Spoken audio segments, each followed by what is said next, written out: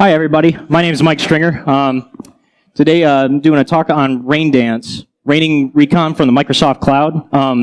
This is a small tool that I wrote for digging information and reconnaissance out of the Microsoft Office 365 cloud and a couple of the APIs and stuff that communicate with that. Just a little bit about me. I'm a research analyst with RSM, previously with Secure State.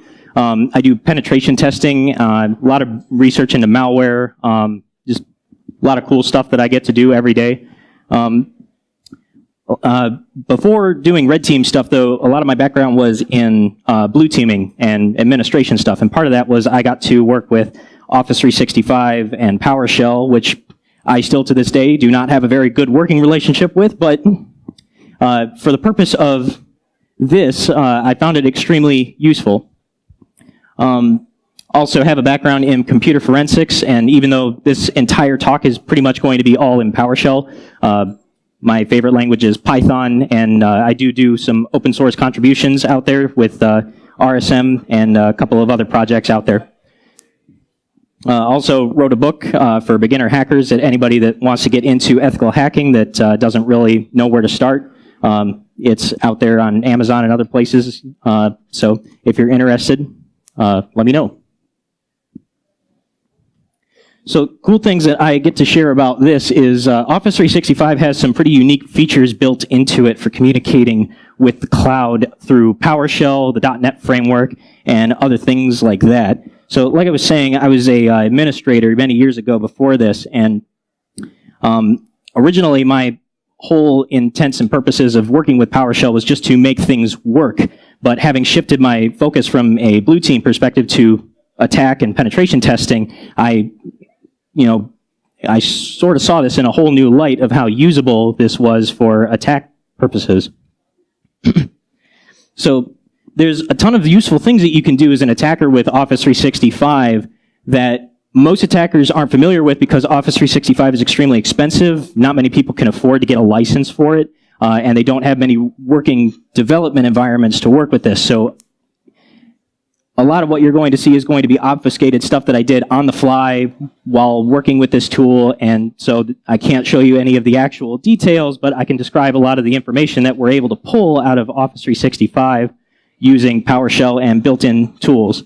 So PowerShell and the REST API have interesting features that in the best or worst case scenario, depending on which side of the fence you're coming from, you can grab a lot of critical data off of the domain without ever compromising it and without ever having to breach the perimeter.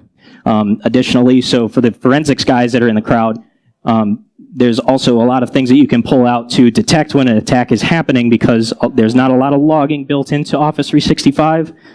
There's not a whole lot that you can actually do to it doesn't actively detect when somebody is using these things, but you can dig into it and it might be helpful for you if you're coming in post-incident. So a few differences between Exchange and Office 365. Historically, everything has been on-premises on servers, specifically Exchange on-premises. So the specific things with Exchange is that everything is local to the network. You can only access it through SMTP, local domain, and it only really provides access to email and a couple of other things. Usually you have to have it specifically configured for your laptop when you're working in a corporate environment, and local management is possible through PowerShell, but it's still only possible through the local network.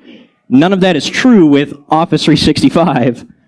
You can access all of that stuff from anywhere in the world as long as there's no specific access controls surrounding that, and by default there are none. So there's no need to log in to the local domain. You don't have to know anything about it. All you have to have are legitimate user credentials in order to talk with the cloud. On top of that, a lot of the features that come with the cloud are SharePoint, OneDrive access, Delve, all sorts of other features that are built into it for usability and user friendliness. And all of that is configurable from anywhere. You don't really have to have a whole lot of knowledge to communicate with these services. You just log in and go. And this is also the same for PowerShell and the .NET framework. You can actually communicate with all of these things remotely from anywhere. And by default, without user access controls, there's nothing stopping an attacker from doing the same thing if they manage to get access to that as well. So when I was a PowerShell administrator and managing Office 365, part of my task was managing users, mailing groups, managing SharePoint sites, and other things like that. And that was my background before I came to Secure State. Once I started working there, I got to be around a lot of really smart dudes that were breaking into stuff and hacking shit. I thought it was like the coolest thing in the world, but I didn't really get to put my hands on it until recently. And one of my colleagues was on a penetration test, external. Phishing was in scope at the time, and he managed to get user credentials by sending a phish. There was no VPN, there were no external user portals for him to log into. All he had was email for the user, and that was configured through Office 365. And he was stuck, like, man, what can I do with this? Like, there's nothing that we can do. And I was just kind of shoulder surfing him and watching him do this. And I was like, well, what if you had some more usernames? Like, would that help you? He's like, yeah, that'd be great, duh. But I can't get that. I've gotten everything that I can from open source intelligence gathering. There's no way for me to get any more users. I'm not on the domain. Well, let me show you something. We could do that with PowerShell. So I threw down a few commands into PowerShell, and he used the credentials to log in, and I'm like, okay, here's one more. And instantaneously, the domain spits out hundreds, literally hundreds of usernames complete with their office building that they were working in, their phone numbers, everything that he needed to continue on and do more internal phishing and keep going with the attack. So I walked away from this thinking to myself, man, it would be really awesome if we had a tool that could go and do this stuff for us and we didn't have to memorize all these PowerShell commands. But it didn't exist at the time, and I didn't really have any prior coding experience, but I decided I'd give it a shot. So this is what this was born out of. So these are the details for logging into the cloud. Microsoft makes it extremely easy for us. You can just run a quick command, connect to Microsoft services, throw in your credentials, and there you go, you're connected. And you have access to all of these commands in PowerShell, and you can also do this with C# and a couple of other APIs that are built into Windows. And Exchange and Office 365 have always provided this access, this extensibility, and the ability to script things out to make things really easy for administrators. It allows you to automate distributing licenses, subscriptions to different services like SharePoint access and local office programs, all sorts of stuff like that. So it's really great for administrators, and it makes it very easy for them to do their jobs. There's just one problem with the model, is that anybody can do it.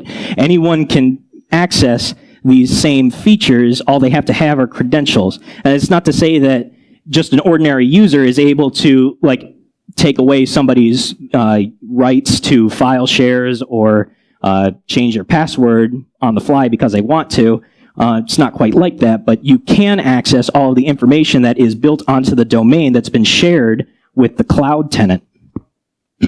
And because by default, all users have PowerShell access, if you don't lock that down as an administrator, that means that all an attacker has to do is have one set of credentials. And I ended up asking myself when I saw all the information that I could pull out of it, oh God, Microsoft, what were you thinking? Why did you do this?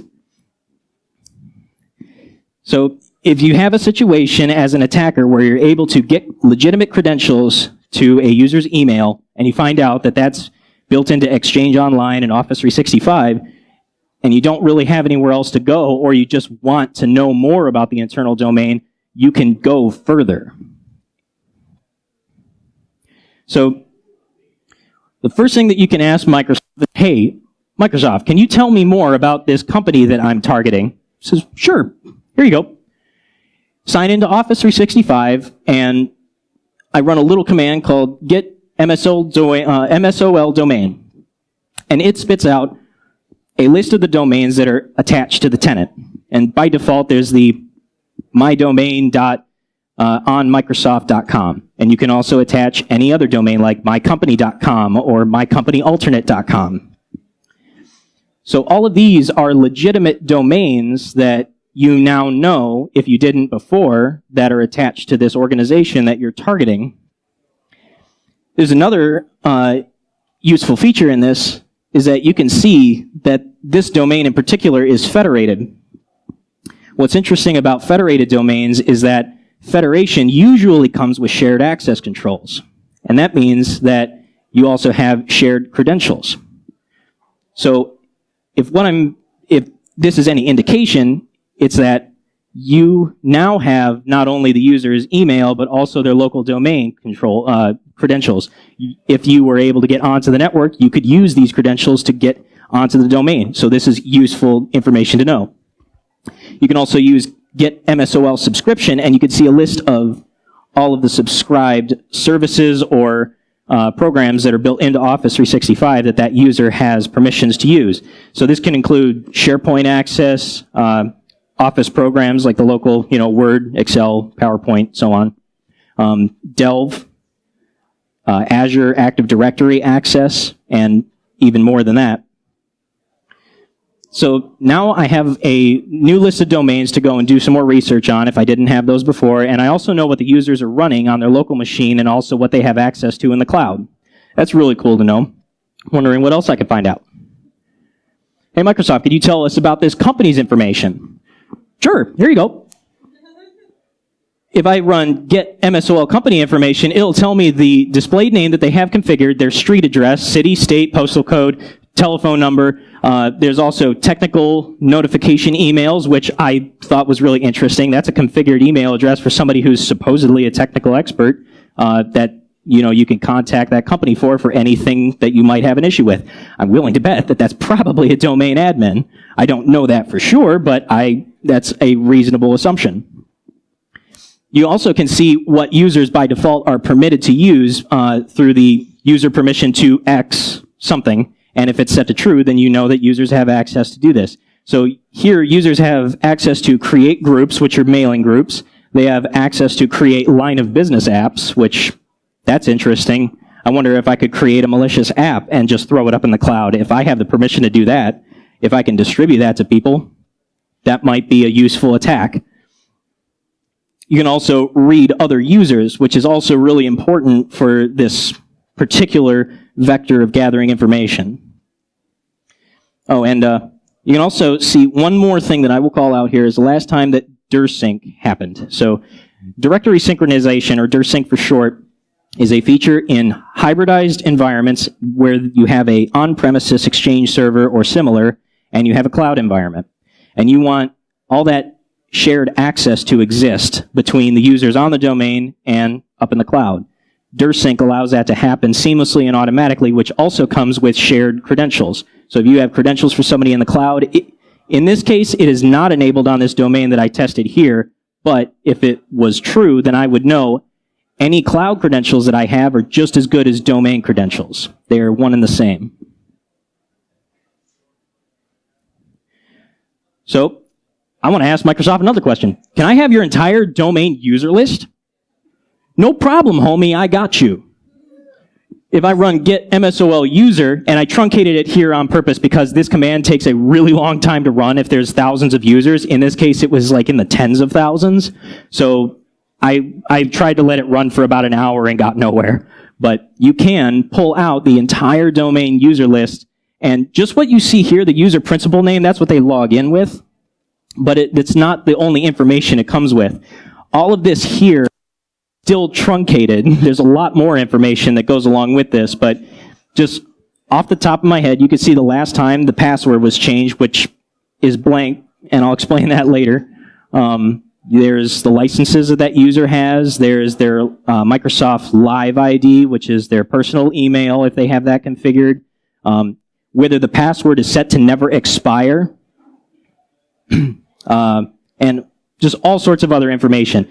There's where they live, what their office is, what their room number is, what their desk phone is, their extension. This is a ton of information that you can use to continue an attack, that once you know what you know about this user, you can find this out about any user in the domain. So if you want to target specific people in the domain, you can use the information that PowerShell gives you because it's automatically divulged in Office 365. Whatever the user volunteers up to the cloud is available to you as the attacker once you have this access.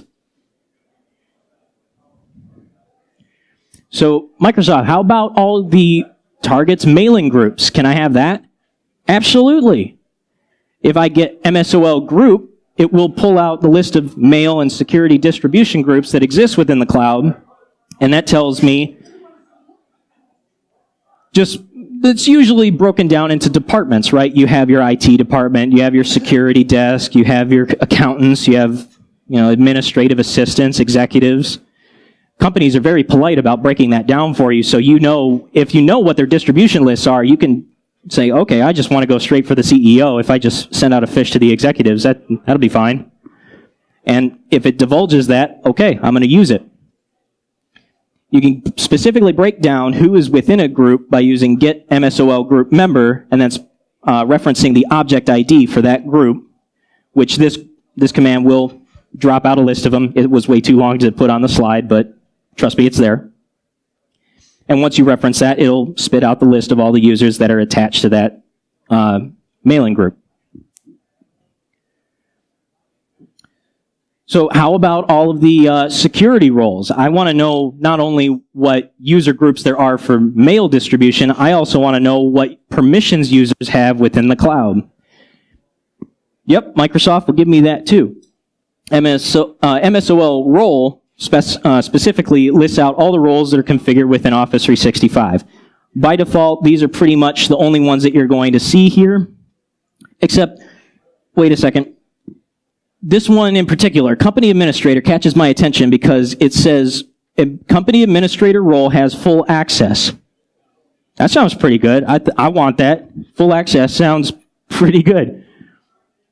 So Microsoft, can you tell me who is in the company administrator role? I want to know exactly who it is I need to pwn to own everyone in the company. Okay, I'll give you that too. Sure, no problem. Specifically referencing MSOL role member and the object ID for that role just lists out all of the users and all of their emails and all that same information that was specified when I dropped the list of users. So now I not only know all the users and all their information and who to fish and how to fish them and who works next to each other and what desk they're at and, who goes over to the bar on Friday night. I also know specifically who the administrators are that I can target in order to get as far into the domain as possible through the cloud. And the beauty of this is that it gives you so much granular information with PowerShell. You can pull out anything you want down to specifics. If I wanted to know exactly when users last reset their password, I could do that here as well. So I know it's really small to read, but basically what I'm doing here in this command is I'm listing out a group of users and I'm printing out their display name and the last time that their password was changed. And you can see a lot of these were blank. By default, you aren't required to change your password, so a blank entry means it's never been changed. Evidently, in this domain, password cycling wasn't very important, but I do want to, give props to this person because at least they tried in December 2014. Good job. So another really awesome feature of all of this is that you also get access to Exchange Mail. And this is something that's more proof of concept for me, just because it takes you really deep into PowerShell, but something that I've been working on is that you can actually run a whole bunch of commands that give you access to a user's inbox. So you can specifically drop into a user's inbox, pull it out as a PowerShell object. Again, same as with .NET Framework, you could do this with C#. You can rip out, you can set up a session, and then log into it, and suddenly I get access to all the commands that are available on that Exchange server. That's just what this is indicating here. So I can drop out a list of mailboxes that I have access to with the get mailbox commandlet, and that drops out the list of all the mailboxes that are available within that Exchange tenant.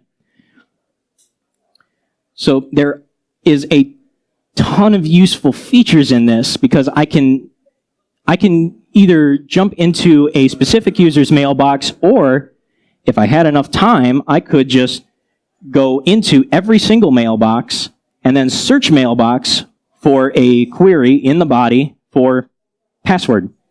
And suddenly PowerShell is going to drop out an entire list of all the emails that contain password in the body, and I can even go a little bit further into PowerShell to give it the one line where I see that appear.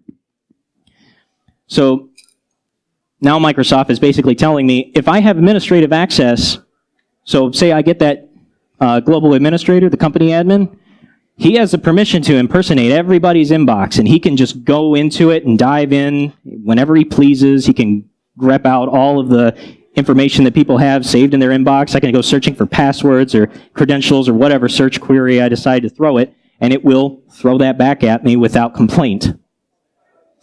And there's a lot of other things that you can connect to besides Exchange. Like, this is only just the tip of the iceberg. You can jump into their the chat tenant for Skype or Link, whatever it is. You can jump into the logs, file shares for SharePoint and OneDrive, business analytics and data with Power BI, although I haven't personally dived into that too much. I've heard that that's a useful thing. Developer documentation within Delve, and all the security and compliance tools that build the main rule sets and other security features for Office 365 that I would essentially have control over as the company administrator. So, as an example, besides Exchange, you can also log into SharePoint.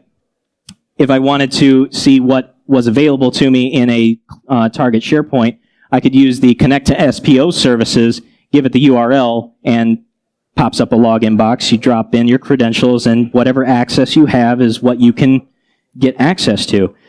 By default, most administrators are not going to specifically say what users can and cannot access certain websites. And I've actually seen this in practice where you can drop in as a user who was, if I'm not mistaken, a attorney, and he had access to all the developer documentation and procedures that the devs in that company had dropped into SharePoint.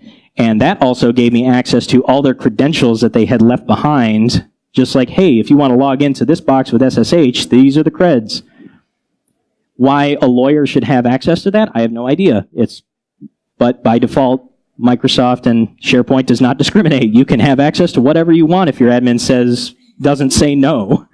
So, better to ask for forgiveness than for permission. I can just go ahead and dig into that. So I can show whatever sites that I have access to with get SPO site. And there's specific syntax with that I wasn't going to drop into because it was already too small to show on this slide. But you could list out all of the SharePoint sites that exist, even the ones that are hidden from view. I'm sure you've logged into a SharePoint site. Any of you red teamers that have tried to attack Office 365 services or tried to dig through it have probably looked at SharePoint, and it is a really gross web page that doesn't have the link to everything. Well, if you want the link to everything, this is how you do it. You can just drop out all the sites that user has access to, and you can play with it as you like. Whatever access that user has, you can do. Up to and including write access, where you can drop in malicious payloads and then share that with other users. You can actually set up sharing links with other users. Say, hey, this is a really useful thing that I thought you might like, and just drop a malicious document that has a VBA payload in it, for an example. You can also get a list, Go back. You can also get a list of specifically who the SharePoint users are, which are a little bit different than the Exchange users. For the most part, it's going to be the same, but in some environments where the admins like to get really fancy and complex, they can set up specific users for logging into SharePoint, which does help to lock things down if you want to have it work that way. Set up specific groups for who is able to access SharePoint separate from who your groups are in Exchange. So, there is an additional feature that I am still continuing to do a little bit of research on that's specifically within the Web Services API that's built into Windows. Whenever you install Office, you're also installing these APIs for it to access these over the web.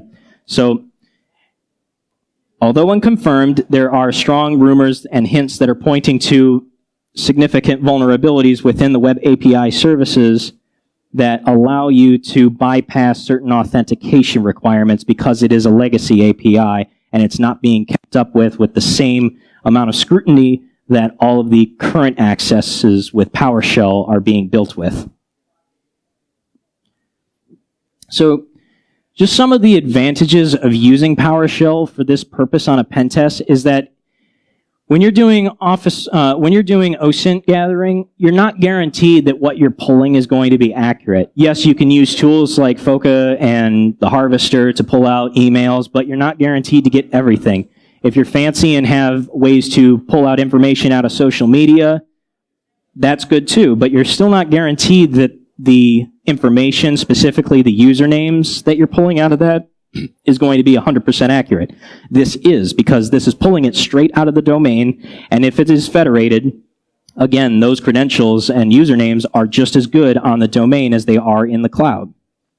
Secondary is that there's no need to be quiet about this because you're using PowerShell as it was intended for by administrators and users.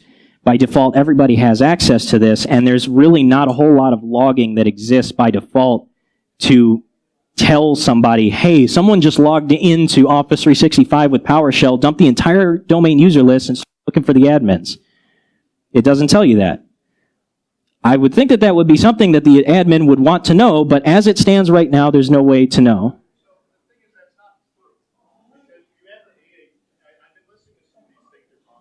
Uh-huh.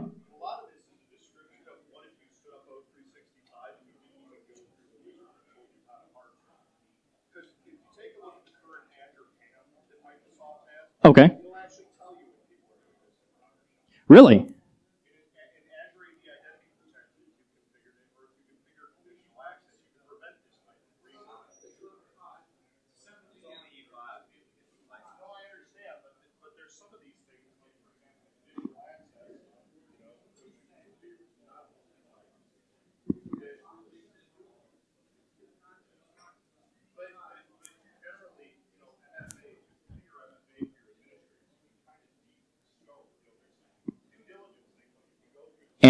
And that is something that we were actually, that I was going to touch on. Absolutely, you're right. Multi-factor authentication is an important part of this. Thank you. And if you want to talk about it later, after the talk, we could absolutely. I'd love to have a conversation about it. It's like he was saying that there are certain hardening things that are built into Office 365 that you are supposed to do. There are things that you can do to prevent these things, and I'll go into more details about it. I did not know about the additional logging. The documentation that I had pulled out about it did not describe any express logging.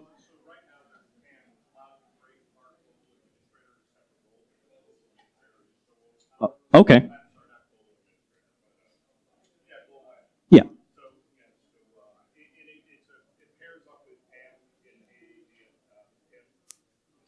I would definitely love to start looking into that. So if you wouldn't mind like talking after this is over, I would love to talk about it. So I guess what I'm saying here about lugs being minimal is not necessarily true. So I apologize for that. I'm going to have to do a little bit more research into it. But thank you very much, sir. All the same, at least while I was conducting my assessments in these environments when I was doing Office 365 enumeration, basically, I wasn't getting any alerts from the client who was, supposed to be communicating with us and letting us know if they ever caught us. On some things they did, but specifically with Office 365, they didn't notice anything. So if it's not something that's being explicitly watched, may not necessarily get caught. So in short, with all this reconnaissance, the more you know, the more you pwn. So here's where I get into the actual tool that I built. And like I said, this is one of my first open source contribution projects that I'm doing solo. I'm really proud of it, but it's also in its infancy, still under active development. I really appreciate if anybody who has a background in PowerShell or specifically Office 365 administration that would love to contribute to this. That would be absolutely awesome. But in any case, the purpose of this tool, that I'm calling Raindance, is to automate all of that boring stuff. There's a lot of PowerShell commands that you would have to memorize and use in perfect tandem in order to do all of this in a way that was logical and pull the information out to make it useful to you. Because once you run those commands, they take a really long time, and it doesn't exactly save all of that for you to use it later. So in order to make that easier, I set up Raindance so that once you run your commands to pull all that information down from the cloud, it'll store it in local variables that you can use and do what you want with. And then at the very end, you can dump everything out to CSV or text files in order to store it and use it later. So the essential features are that it eases the process of logging into Office 365 through PowerShell. It can use a simple get command to either get specific information like the users or the security roles and other things like that, or show stuff that you've already gotten. So if you want it to be extremely easy for yourself, you could just run rain-get-all, and it will pull all that information down and store it in local variables for you to use. And then you can reference all those with rain show and then specify show me users or show me global administrators, and it will do that very politely and drop it all out to the screen for you to use. And once you're done with your assessment, or if you just want to put it all into a file that makes it convenient to read, you can just run the rain-dump command, and that will drop it into a CSV folder, or excuse me, a directory full of CSV folders for you to reference those separately. For the time being, this tool is only available for Windows just because of the dependencies that are built into PowerShell, but I'm told that Microsoft is building in a whole bunch of additional features and making all of these modules that this tool relies on for Linux. So eventually this is supposed to become Linux compatible, which would be extremely awesome. I would love if Microsoft would make that easier for me to do, and I wouldn't have to run Windows in order to pull this out of the cloud. So here's just a couple of quick examples of the syntax. This all uses the same parameters within PowerShell. So like I mentioned before, when you're getting all of this information, it takes a really long time to use.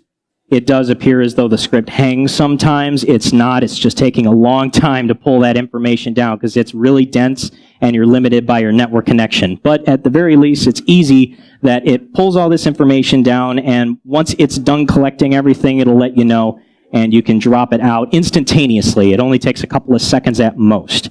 So you only have to go up to the cloud, log in, pull it down one time, and then from that point on, you can just print it out to the screen. Everything is all in PowerShell objects at this point, so each user, that's an object. You can pull out that user, you can dive into the information that's available to you, yet you get access to all of that, and you don't have to be logged in at this point. So even if you lose credentials, you still have all this information. And like I was saying before, just an example of the CSV output. And I'm sorry that I had to fuzz so much of this stuff out, but you have at the very least a guaranteed username, email address, and then anything else that the user has volunteered up to the cloud, and that will all be saved in a convenient format for you to do more analysis on later. So I'm sure that some of the blue team among us are wondering, how do we stop this? And like the gentleman was alluding to earlier, multi-factor authentication is extremely important for this. PowerShell is able to log in with multi-factor authentication, but it doesn't really matter because an attacker is not likely to get that. It's extremely difficult for an attacker to be able to get a hold of that second factor anyway. And you can do it two ways. Typically, it's the temporal changing code. But you can also use 509 ADFS certificates, which I also recommend having both of them.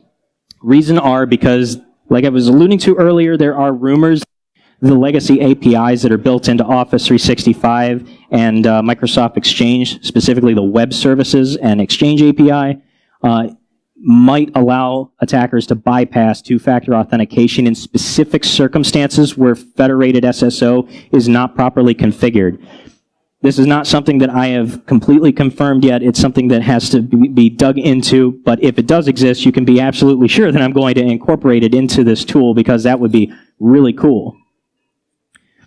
The other thing that you can do as a defender is to disable PowerShell access to Office 365 Exchange for the end user, because on average, most end users are not going to use PowerShell. They really don't need it. And it's just good practice in keeping with the principle of least privilege. It's just not something that everybody has to have access to. PowerShell is extremely powerful, despite my misgivings with it. I have to acknowledge that it allows you to do a lot of different things. Secondary is to disable the Office Graph and REST API if you're not using it. If you're not a developer that's working with Exchange and Office 365, you definitely don't need that either. And that is another area where there's the potential for that two-factor bypass. So thanks to Microsoft, I truly believe that feature abuse is still alive and well. If there's anything that I would like everybody to take away from this talk is that these features are not likely to go away, and keep in mind that my research into this is still only scratching the surface. This goes way deeper. I haven't even touched the APIs really. There's a lot of other things that you can play with in the .NET framework that give you access to all of these items, and many, many other potential things that might lead to other vulnerabilities later on down the road. It seems like every now and then a new vulnerability, once every 1 or 2 years, oh, it's the worst vulnerability that's ever come out for Office 365. This is terrible. Microsoft should be so ashamed. I mean, that's just part of the development life cycle. You find a bug, you fix it, and you move on with your life.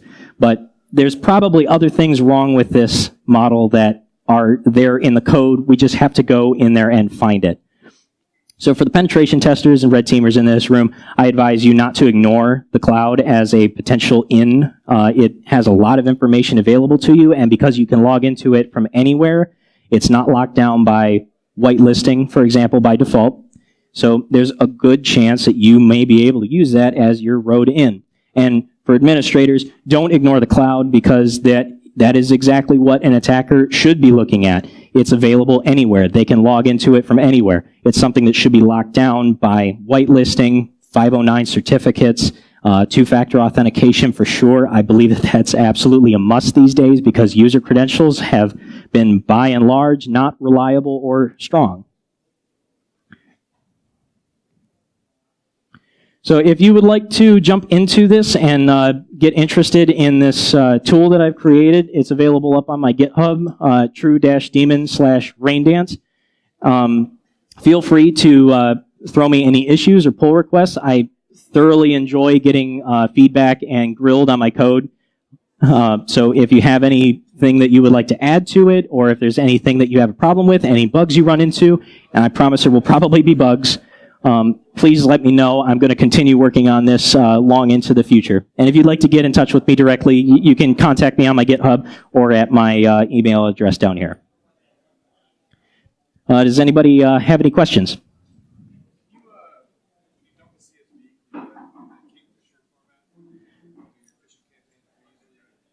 Yes. So the question is can you dump the CSVs into Kingfisher format? Currently, I don't have a specific format set up for it, but like I said, everything is in a PowerShell object, so you do have access to specifically usernames, first name, last name, and those are easily referenced in the objects. So if you did want to do that, PowerShell is pretty well documented, so you could just specify the objects that you want. In this case, it's documented in the code itself, so you can pull out all the user objects and then list out first name, last name, email address, and you can go on and move forward. Yeah. Sure. No, I was not able to dump the hash table. I'm not even sure that that's necessarily possible. Reason is because in the case of a federated domain, technically those hashes still live on the domain controller, or at least they should, but I'm not positive of that. That's definitely something that could be looked into, but as far as I know, there's not a way to dump a hash table for the user passwords.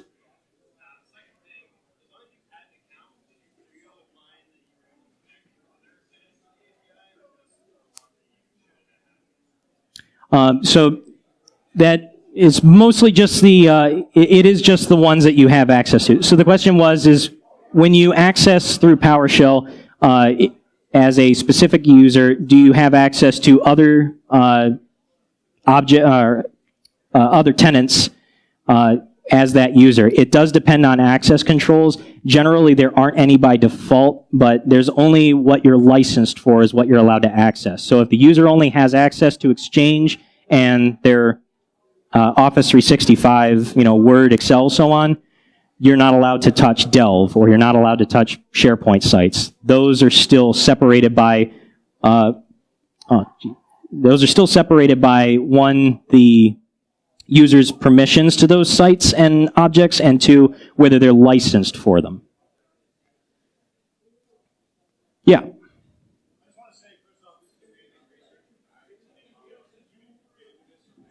Sorry, I'm having trouble hearing you.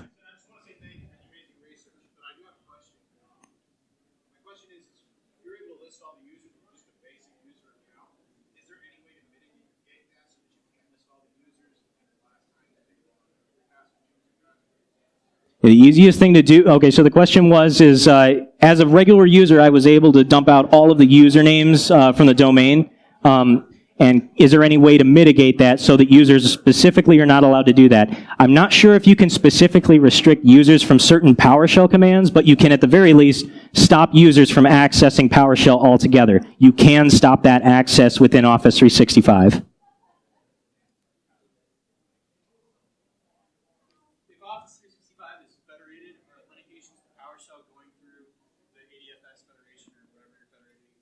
I have to presume so, because if for any reason it fails, it always threw me errors about federation, metadata mismatches and stuff like that. It's, like I said, still cursory research, but all the indications point to yes.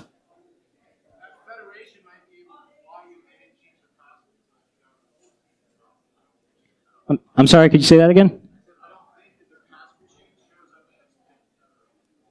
Yeah, in this case it wasn't.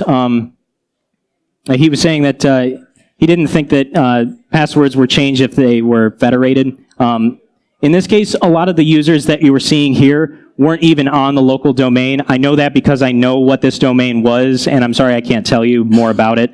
But the environment was specifically is that there's on-domain users, and then there were thousands and thousands and thousands of non-domain users. So there was a specific separation there. But ordinarily, what you will see in production environments is that all users on the domain will also be federated to Office 365, and those credentials do get shared. Part question. If you send or receive an email on behalf of another user, does that create a log anywhere in Exchange? That is an interesting question. So the question was, if I send an email as another user, does that create a log? I am not sure, because I didn't actually have access to the administrative interface of this domain, so I could not confirm that. And that's the struggle with this research, is that it's extremely expensive, and I cannot afford an enterprise edition of Office 365 because I just don't have $1,000 lying around.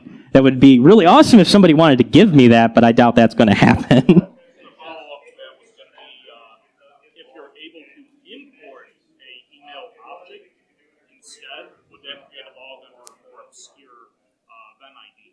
I'm sorry, I wasn't. If you import a email object, like if you do a backup and then import it, would that create a log under a more obscure event ID such that a administrator would likely overlook it, or would it not even create a log at all, such that there's kind of no traps at all?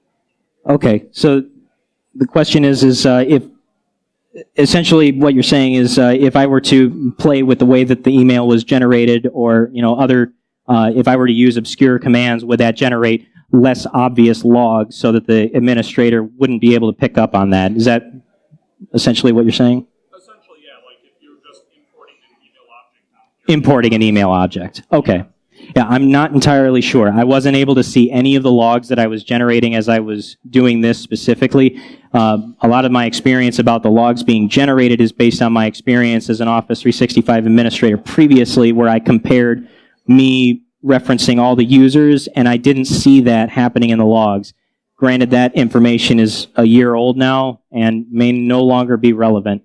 In which case, I would really suggest, if you do have a tenant, I would be extremely thankful if you were to let me know what these commands do generate in the logs.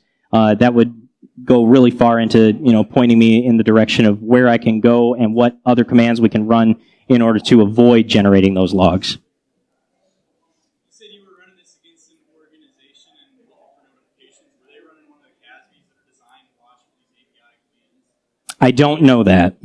Yeah, unfortunately, I don't know that. The organization didn't actually, they didn't admit to seeing any of this traffic that was being generated when I did this originally. So there's no way for me to know what the logs said or what they were able to see or if they had overlooked it somehow. It does change a lot over time, but a lot of the logging that they have is off by default.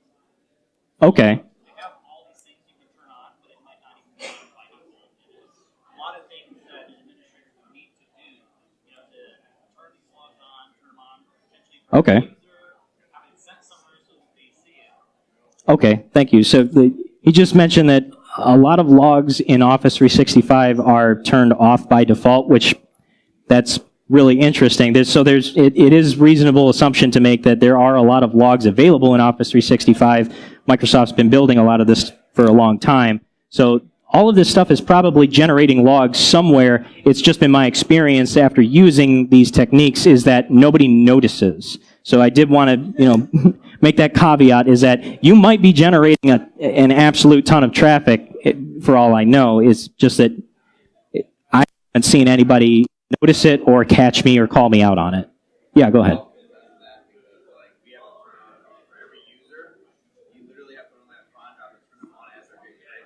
You have to run a job in order to turn on logs for every user?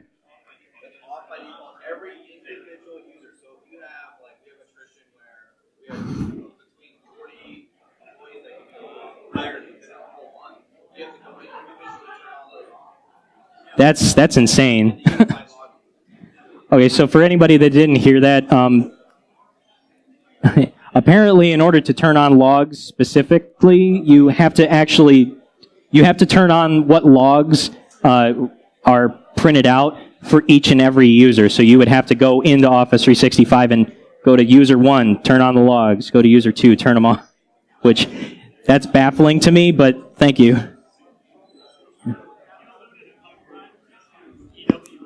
Being able to bypass two-factor in certain circumstances. Can you go into any more about those circumstances? Unfortunately, that specific... Okay, so the question was, is the allusions that I made about EWS and the APIs potentially being able to bypass multi-factor authentication. Like I said before, that's not confirmed. I don't know that for sure, and I didn't have enough time to dig into the research for that. It's just based on rumors of other security researchers that have been talking about it and had proof of concept examples, how they were able to just throw in an API key and just access it through specifically the web services API, which is built into Office.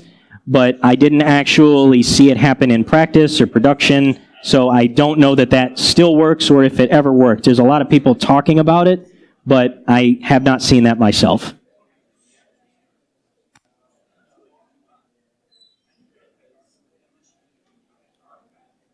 All right, well, thanks for watching. I hope that you guys enjoyed the talk, and if you want to contribute to the tool, I would really appreciate it. So go out there and make it rain.